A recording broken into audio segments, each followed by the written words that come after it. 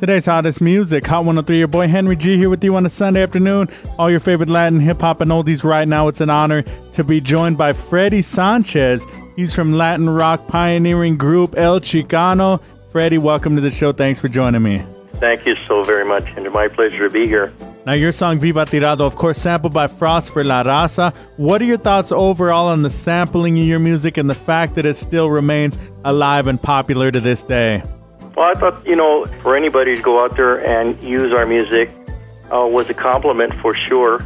The only thing there isn't really any negatives. It's just that for me, I always thought personally, our music was used as a very positive force, And some of the lyrics on Frost's version of it were a little bit something that we wouldn't, endorse completely. But we were very grateful that the song was used, and it was a compliment to the rhythm.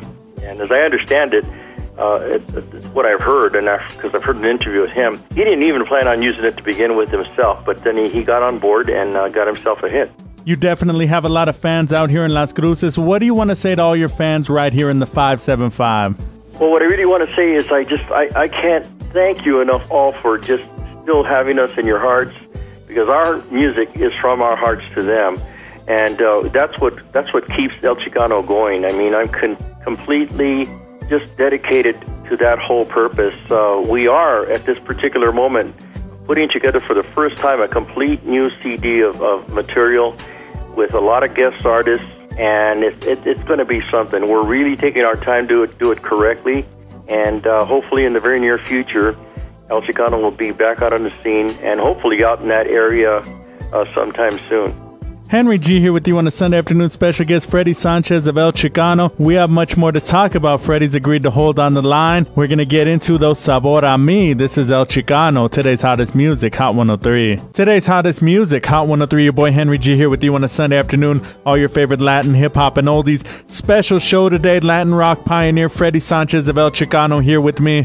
El Chicano, of course, created what came to be known as the brown sound. Define the brown sound for us and tell us what it meant to you.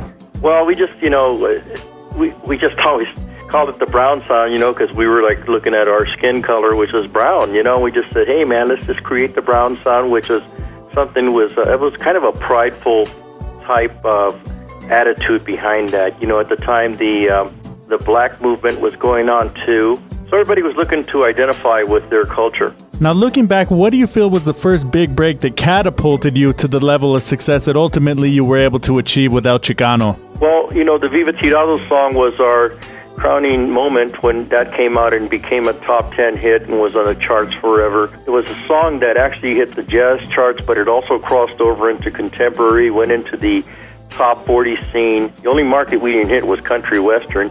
And so it was a really broad-based song, and it went all over the world. So that was the crowning moment for us. That's the song that propelled us into the whole music scene. And to this day, we get total respect from that simple song that we did. And it's what I call a complex simple. It sounds simple, but it's very complex the way that it was played. You got to have the feel. A lot of people try to emulate it, but it doesn't sound like the way that El Chicano does it. And I'm not trying to. It's not an ego thing. It's just a matter of how you put your own feel into it, and that's what makes the person or the music unique. That'll make you stand out above the rest. Now, when you look back on El Chicano from the inception, the early years, the struggles, and everything you've been able to accomplish, what are some of the thoughts that go through your mind? Well, when we were there, I was there, so I know how that was feeling. It's kind of like you get caught in it's a whirlpool of everything that's going on. It's just unbelievable when things start to happen, especially when you're riding the high life. You're riding around in limos. People are doing this, doing that. You're getting money. You're getting all kinds of good stuff, and it can kind of like you're just kind of lost in a haze, And I can see how a lot of people get lost in that. So it's really exciting. But it's also, really, really, you have to stick with reality in order to ride through the crest.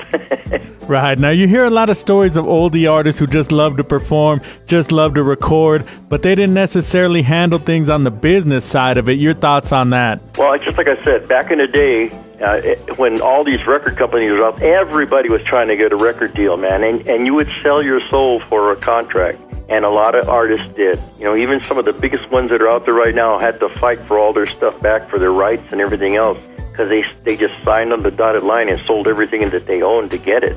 They wanted to be a big time star any way they could, and the record executives and people that were out there were very willing to accommodate them if they were willing to give them their firstborn, you know? So it's a tough business. I would advise anybody, even to this day and time, you know, you've got to know what you're doing. You've got to get represented correctly. Do not just go out there and sign anything on a dotted line. You could be selling your soul to the devil. You never know, and you'll never get it back. You know, the big money is always in the writing and the publishing and copyright. The performance factor is there. You will make a living out of that, but that's the long way and the hard way to go. Always the creative zone is the most important, but making sure that you're represented correctly, that's the most important thing of all. Now, do you remember how long it's been since you were last out here to Las Cruces, and what kind of memories do you have of Las Cruces as well? Well, it's been a while. You know, I can't exactly say when, but one of the things that we do remember is the people there, man, are just like family. You know, we always have a great time every time we go there. All right, and I'd like you to think back, reminisce. When was the first time you heard your own song on the radio? What song was it? Take us through that experience and let us know what it was like for you. Well, I was actually in San Diego. We were performing in San Diego as the VIPs. And unbeknownst to us, the song had already been released by the producer, and had hidden. It just took off like wildfire. And I remember my guitarist Mickey Lesbron and I were coming back from lunch somewhere, and we were traveling, and we heard it on the radio, and we just went like, "My God, that's us!" And I said, "Yeah." And unbeknownst to us, they go, and here's a brand new hit by a brand new group, El Chicano, and we were just like, what? And that's where we first heard it. That's where I first heard Viva Tirado on the radio.